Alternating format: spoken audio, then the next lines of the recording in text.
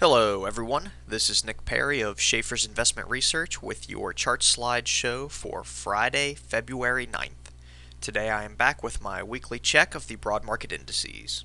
In last week's chart slideshow, we talked about primarily breakouts. The SPX broke above the top of that little range there, the Dow broke above the top of that range, and the RUT broke above the top of this range it's been trading in.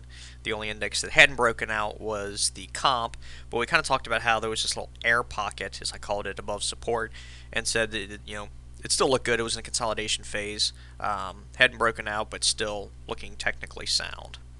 So let's go ahead and turn to this week's charts. Right off the bat, you can see that it was a fairly boring week. Boring in terms of charts, technical levels, breakouts, breakdowns. We pretty much had none of that.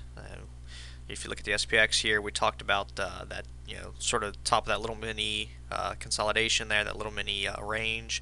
We saw the breakout above that, and we've just been moving sideways since then. You look at the Dow, it's pretty much the same. You had the breakout that we already discussed, and now it's just moving sideways.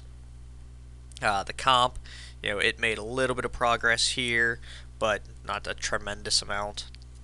Basically, it's still in the zone. It's creeping up towards that recent peak, so that's something to keep an eye on.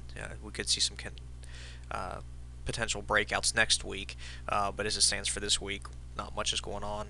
When we turn to the RUT, basically we see it gained some traction, and it's given that back today, pulling back towards this potential support here.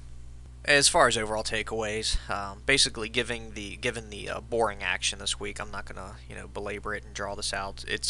Nothing's really changed. Next week I'll be keeping an eye on this area here on the SPX.